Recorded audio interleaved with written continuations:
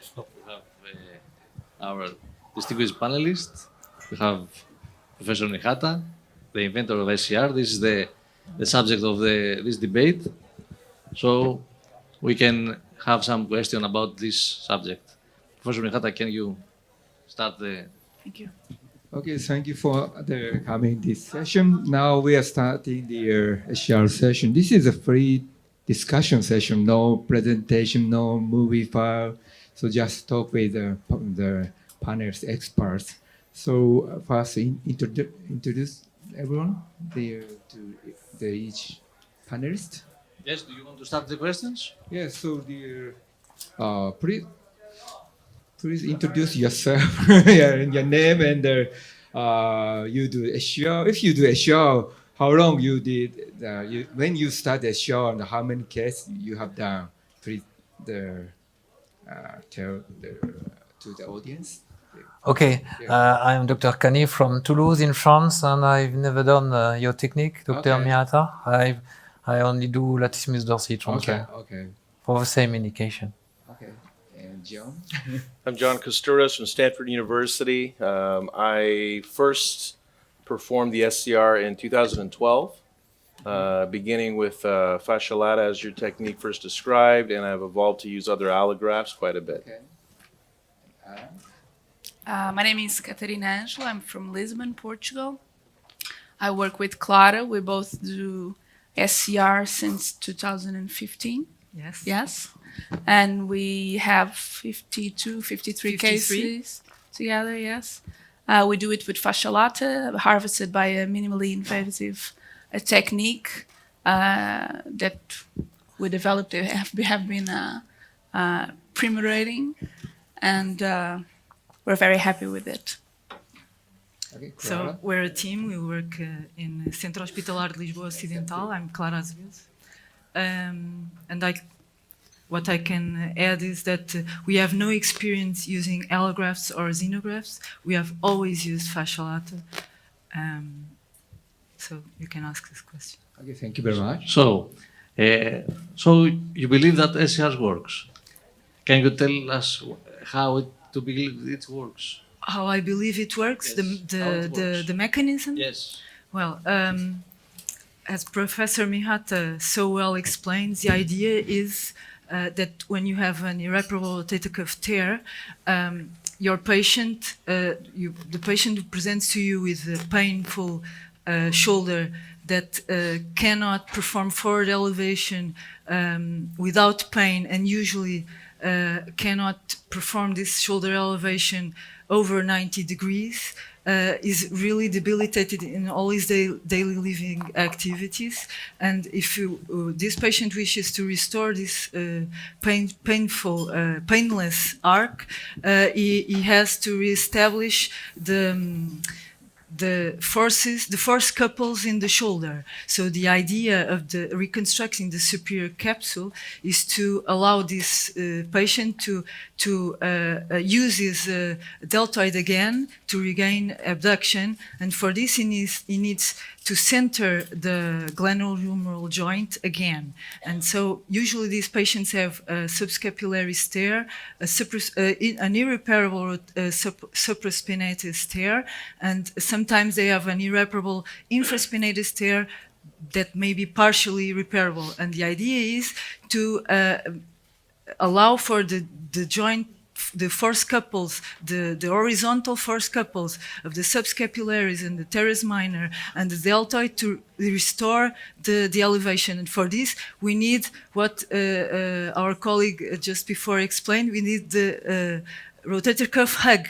So we need to reestablish this bridge, and by reconstructing the superior capsule and suturing the posterior margin of the superior capsule to the infraspinatus remains, and by repairing anteriorly the subscapulary tear, these patients do recover from a pseudo-paralysis state. And this procedure is brilliant.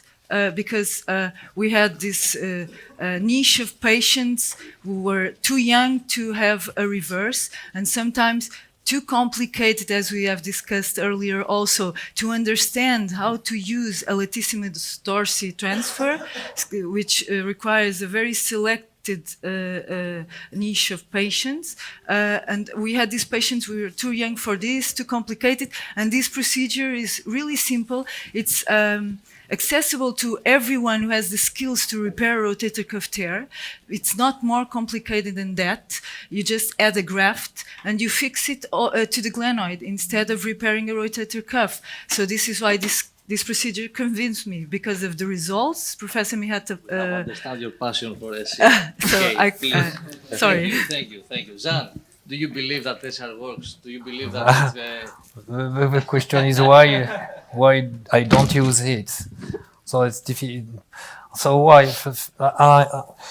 I think what is a pain generator of a cuff, or a massive cuff tear? Because I agree with the indication. I think indication probably are very close. In fact, the same. Probably the bicep first could be a pain generator, and second the disbalance of the shoulder. So maybe for some patient there is no indication of repair something or to do SCR or even a lat dorsi. You just cut the biceps. The problem is for me when you have a recurrence of the pain after a first surgery. So you have no supra, no infra, no biceps. You cannot cut the biceps again. For me, I do the lat dorsi because it's a dynamic. It's not for me a tenodesis effect like you can sometimes listen in some congress. For me, it's a dynamic effect. Our mistake a few years ago was to try to fix the lat dorsi over the top in order to push down the humeral head to prevent the superior migration. And it was a mistake because even if biomechanically it was logical, we had a lot of rupture of our lat dorsi at the junction between the bone and the tendon, or the tendon and the muscle, because too high a tension. So now we just put the biceps posterior onto the footprint of the infra. The condition is to have a very good subscap. And if you have a very good subscap, you rebalance the shoulder with a lat dorsi, and then you can treat the patient, and it's dynamic and biologically. It's not artificial. Okay. Manos, can I just say something? Okay. Now you can.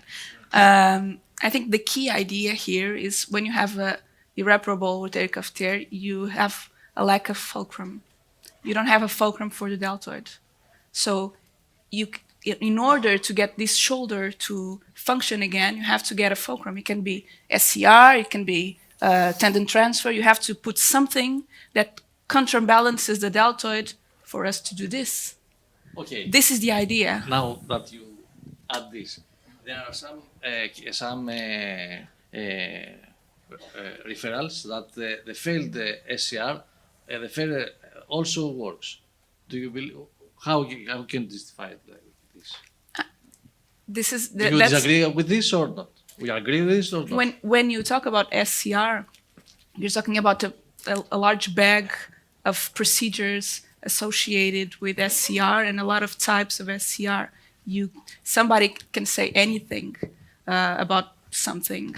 So maybe in one patient or another, it may work because of other things that keep the fulcrum. If the fulcrum is there, it works because that's the centralization that everybody is talking about. So yes, it can work, but I think it's a question of timing. When did this SCR fail? Because if at some point it was there, this fulcrum was reestablished, and the shoulders had an opportunity to rebalance. And then at some point it ruptured, and then you have to follow this patient to see what is going to happen. Another question is, what are the outcome measures used to assess these patients that the authors claim that it works the same way?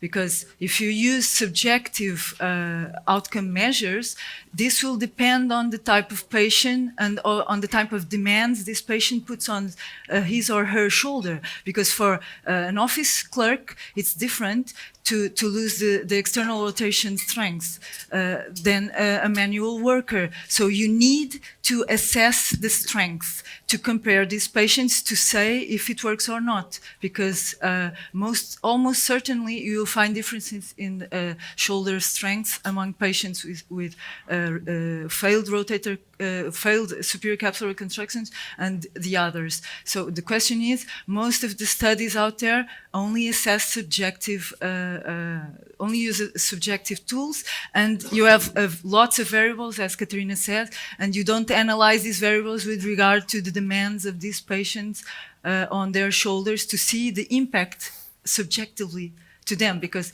most of our patients just want to get a night's sleep. Okay. And this procedure takes the night pain away. And some are satisfied with only this, and others are not. So this is the real question for me. You also have massive rotator cuff tears that function. Okay, John. So you should stop repairing everything. Who's your indication for SCR? Who's the perfect candidate for SCR? So it's all about indications, right? So I think that for me, it's a massive irreparable tear, supraspinatus or supra and infraspinatus, advanced vanity infiltration. Sometimes you can usually assess this preoperatively, oftentimes intraoperatively. A younger patient, minimal arthritis. For me, proximal migration is a relative contraindication. I have not had the experience of Terry, where you can reverse proximal migration with SCR. That has not been my personal experience, durably. I think integrity of the subscapularis is important and a requirement. I think Terry's minor integrity is important. Christian Gerber and I published on factors that led to improved outcomes for latissimus in 2006 or 7. Terry's minor is important, as is subscapularis as well. So that for me. And the final thing is, I have had less consistent results with SCR when patients have pseudoparalysis. So similar to the indications that I use for latissimus transfer, I want the ability of the patient preoperatively to maintain their arm in space with minimal assistance. If the arm drops, that for me is not a candidate for SCR, at least in my hands. So I heard that you've had a different experience, it sounds like, where you can reverse. Yes. What is pseudoparalysis is another question of debate. That's it, yes. What is our agreement or disagreement? What is the definition of pseudoparalysis? For me, true pseudoparalysis, I cannot get the SCR to reverse that. Why do you think that? I think the same thing with latissimus transfer. I think there's only a certain degree of added strength score that you can improve upon with any of these procedures. And how can you measure that? It's theoretical, right? It's theoretical. So if patients are going to just drop down, for me, I need to do something like reverse or something like that to improve upon Since that is so subjective, maybe you should objectify this. And as we know, Professor Teruhisa Mihata has experience in performing this procedure in patients with a mother 4 grade rotator cuff tear arthritis, and also you put prosthesis and reconstruct and grade 5. But I don't have that experience. So what I do is I want to treat a patient with an irreparable rotator cuff tear. So I look at the quality of the articular cartilage. In my hands, I'm not sure I'm going to have good results if they have destruction of the articular cartilage. So I choose the patients mother 1 and 2. And in these patients, I look at the grade of atrophy of the muscle in the T1 sagittal cut in the MRI. If I have a positive tangent sign, so it's severe atrophy of supraspinatus, I have a high grade of suspicion that I won't be able to repair this tear in this patient, but I will always try anyway. But I discussed it with the patient before. If this patient has a grade 3 or 4 Guttalia fatty degeneration in the T1 sagittal again, I predict that it will be almost impossible to repair this rotator cuff and that it will function again. I may be heroically able to repair it, but I will tell my patient this will not work. So I go inside, and if I find that the tendon is not reducible to its original footprint, I won't try to push it. So I'll repair the subscapularis. I don't think it's a contraindication, the torn subscapularis, unless it has also Goutallier 4 grade fatty degeneration, but almost always it's possible to repair. So I repaired subscapularis. Usually I always do the tenotomy of the long head of the biceps because it's a pain generator. But also almost half of my patients don't have a long head of the biceps anymore anyway there because they have massive irreparable rotator cuff tear, so it's part of the natural history. And then I do the superior capsular reconstruction in these patients and repair the remaining infraspinatus to the footprint, to the posterior marginal rotator cuff. So this is my algorithm of decision. I know it's a little bit different from the professors, but in my hands, it's what seems to work best. Yeah, one comment from me in the, to improve the pseudoparalysis and to increase the distance. This really depends on the stiffness of the graft. If the stiff, you can make a stiff graft. You can make more stability. That's why the depress them. In my experience, the pseudoparalysis improve, but actually reverse. Actually, elevation increase, but it still migrated superiorly. In that case, it's hard to improve the elevation most of the patients. So it really depends on the graft. That's why the dermal graft it's not stiff. That's why maybe you cannot see any increased acronym distance after surgery, and even fasciolata.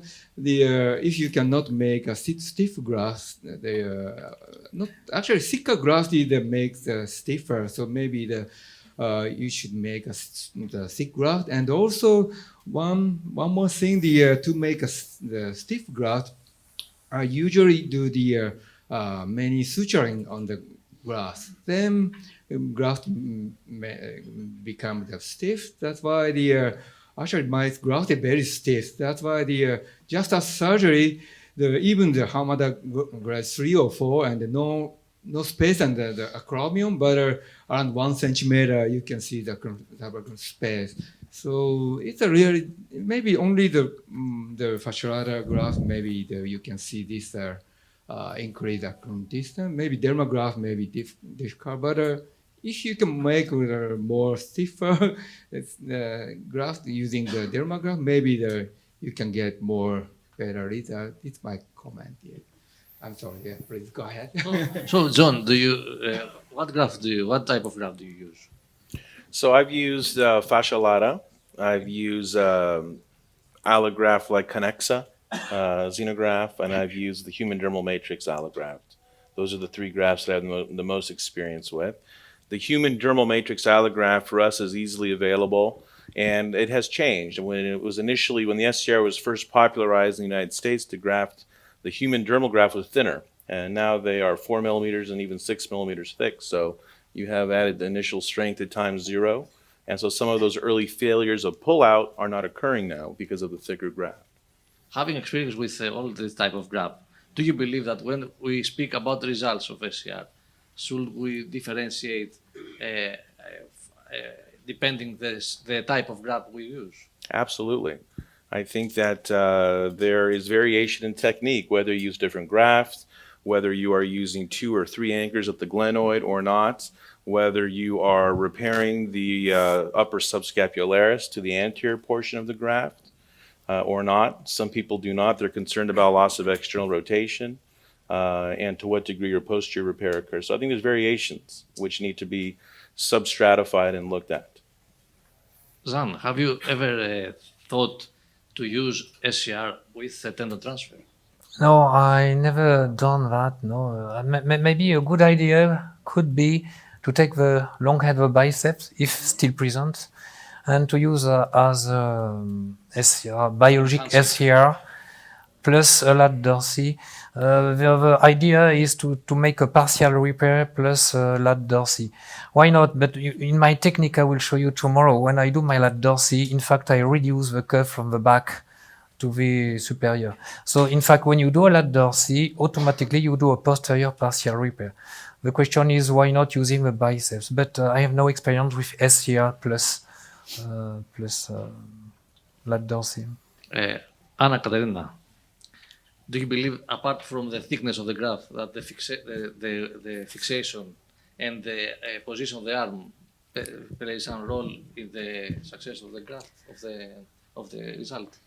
I think we still have a lot to learn about the properties of the perfect graft. It's not just thickness. It's not just how stiff it is. The stiffness is a very precise measurement, and we know it from the implants that we put in arthroplasty. It's very important, and maybe we're trying to simplify something that it's not simple. That's why we don't have a lot of answers.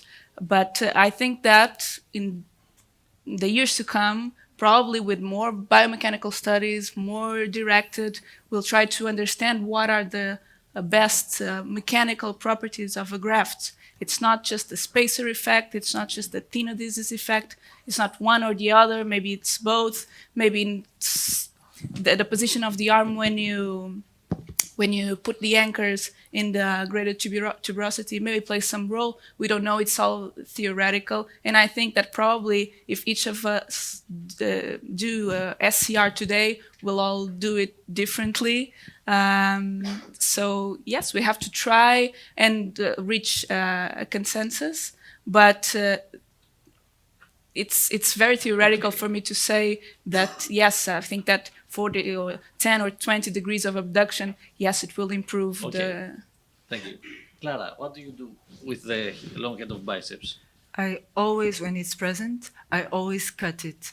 In our last case, after we harvested the fascia lata, we didn't achieve the 5 millimeter minimum thickness that we aim for.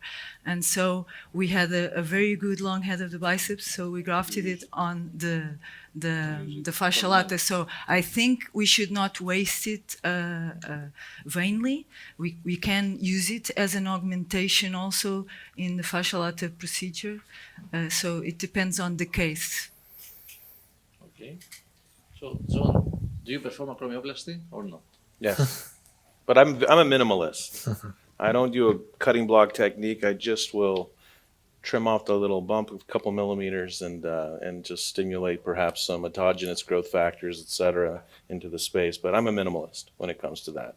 But I did want to bring up one point about, I think what's an interesting question that I still debate personally is, we've all had patients where a partial repair can improve the force couple adequately and improve pain and function to some degree. And so to what point do we stop with that, with biceps tenotomy, tenodesis, partial repair, stop, or start adding on SCR, et cetera? That's for me an important unanswered question, is how much can we get away with without perhaps going with SCR? Have we abandoned partial repair and stop? You can still do it. I don't, but I think that sometimes it's just a discussion you have with patients prior to surgery. I think that it's an option to consider, and maybe in a shared decision-making model, you accept that as your next step versus grafts and potential graft failures and other things. But I don't do. What about the rest of the panel? Have you abandoned partial repair? You can do it on top of SCR. You can, but do you Professor stop Mihata, just with partial repair? I think that this is the debate. We should proceed to the next. Okay, offer. But please, one comment. We did with Teru, we did in Argentina, whoever was there, we did a big symposium exactly on that, what to do. And there were 7 of us, and each one presented a different technique from conservative to partial repair to SCR to a balloon to reverse to using a patch and all that. And each one of us showed good results with whatever he did. So I think the whole idea of whatever we do is to restore the force couple. And I think we should greet ourselves now as shoulder surgeon, may the force couple be with you. Thank you.